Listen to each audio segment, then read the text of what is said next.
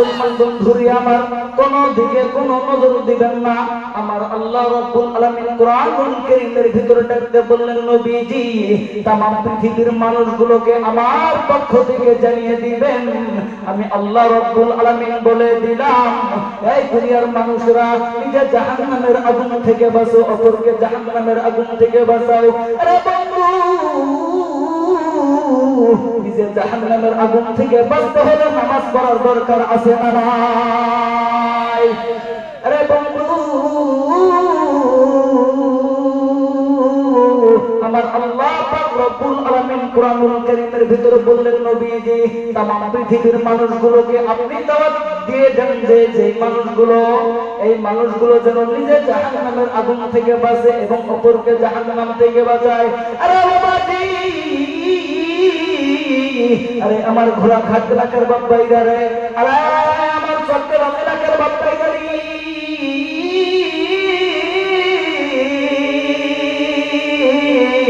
আমার আল্লাহ রাব্বুল আলামিন ডাক দিয়ে বললেন, নবীজি ও নবী গো, যারা আমি আল্লাহ রাব্বুল আলামিনের কোরআনুল কারীমটাকে সাড়া দিবে নবীজি, তাদেরকে আপনি আমার পক্ষ থেকে জানিয়ে দেন। আল্লাহ বলেন, ওয়াল্লাহু ইয়াদউ ইলাল জান্নাতি ওয়াল মাগফিরাতি ওয়া ইউবাইয়িনু আয়াতিহি লিন-নাসি লাআল্লাহুম ইয়াতাযাক্কারুন।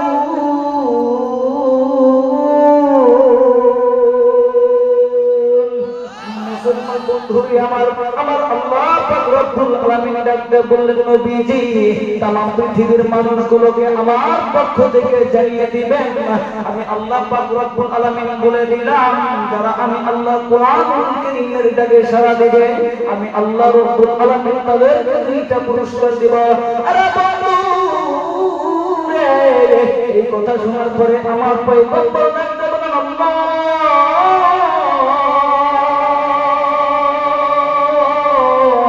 দুইটা পুরস্কার দিবেন একটু বলেন না।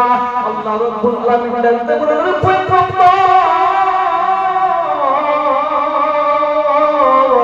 প্রথমে যে ব্যক্তিগুলো আমি আল্লাহ কোরআনুল কারীমের ডাকে সাড়া দেবে, আমি আল্লাহ রাব্বুল আলামিন প্রথমে তাদের জিন্দেগীর গুনাহ মাফ করে দিব। আবার বলেন না সুবহানাল্লাহ। নাম্বার 2, আমি আল্লাহ তাদের জান্নাত দিয়ে দিব।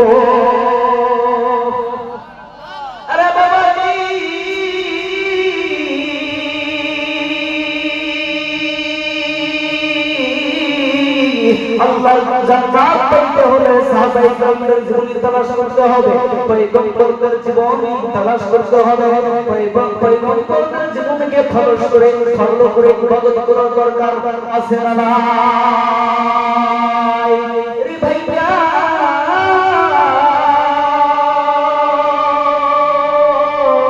কেউ কোনো দিকে কোনো নজর নাই, দেখেন বন্ধ দিলের কান লাগাইয়া কথা শোনাবে কিনা। আমার আল্লাহ রাব্বুল আলামিনের পয়গম্বর বললেন, আমার আল্লাহ রাব্বুল আলামিন বললেন, এই কোরআনুল কারীম থেকে আমি আল্লাহ রাব্বুল আলামিন নাযিল করলাম কি জন্য? অভদ্র মানুষগুলোকে ভদ্র বানানোর জন্য, অসভ্য মানুষগুলোকে সভ্য বানানোর জন্য, বেঈমান মানুষগুলোকে ঈমানদার করার জন্য। আমার আল্লাহ রাব্বুল আলামিন 30 পারা কোরআন শরীফ আমার পয়গম্বরের উপর নাযিল করলো। বলে আল্লাহু আকবার। আরে বন্ধু, কেউ কোনো দিকে নজর নাই, দেখেন খেলের কান লাগাইয়া কথা শোনা যায়, এখানে চোখে পানি বের হয় কিনা। আপনি কেমন মানুষ? এই মাহফিলে এমন যুবকরা এসেছে, এমন যুবকরা এসেছে যারা মাহফিলে বসার সময় নাই। এই ব্যক্তি দুই শ্রেণীর ব্যক্তি, এক শ্রেণীর ব্যক্তি আসলে মাহফিলে বসার জন্য, আর এক শ্রেণীর ছেলেরা মেয়েরা আসলে প্রেম করার জন্য। কথা ঠিক না ঠিক? আপনি আমি কেমন মুসলমান? আজকে কোরআনের বাগানের পাশাপাশি আপনি সেলফির দোকানে ঘোরেন, আপনি পাগলের দোকানে ঘোরেন, তুমি কেমনে আজে বাজে জায়গায় বসে মোবাইল চালাতেছো? তুমি মনে রাখো,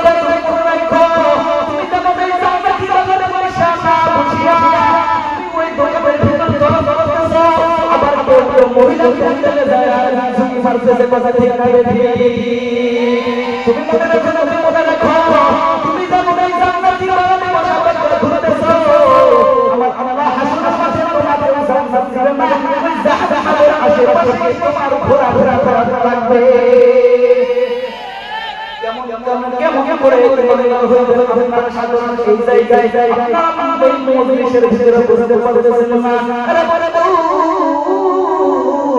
আল্লাহর পয়গম্বরের সাহাবায়ে কেরাম ছিল যারা পয়গম্বরের পক্ষ থেকে পয়গম্বরের সফর সঙ্গে হওয়ার জন্য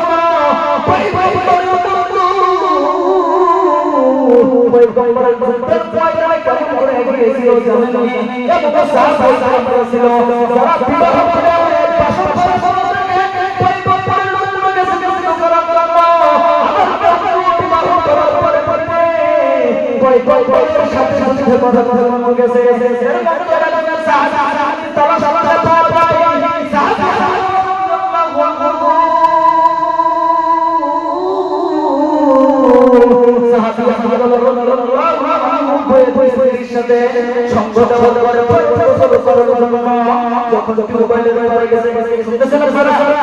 কারা কারা সরাসরি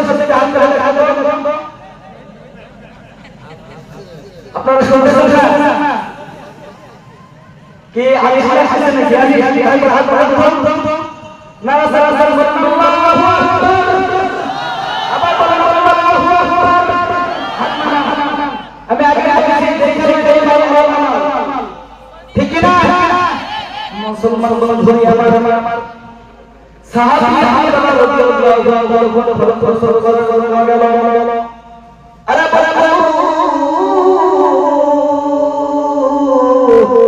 সময় হয়ে গেল রাসূলের জায়গার বলে দুনিয়া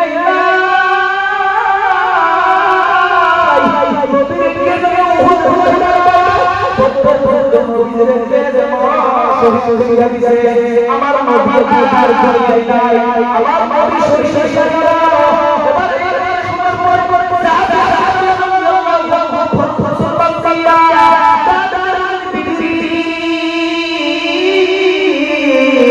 যাও ঘরে আমাকে তোমাকে থেকে আমি কাছে পরাজিত করার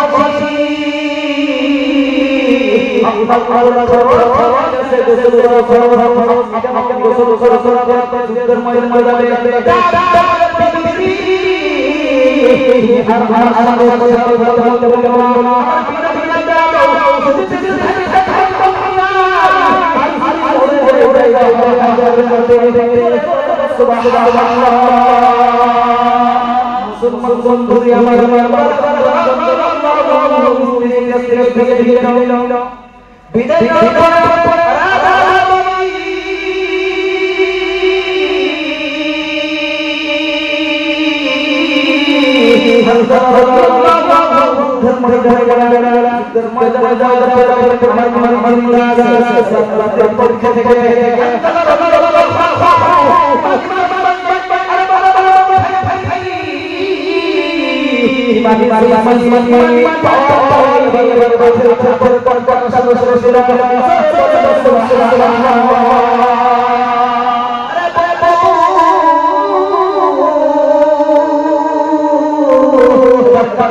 ঠান্ডা মারতে যখন সময় হয়ে গেল আল্লাহু আকবার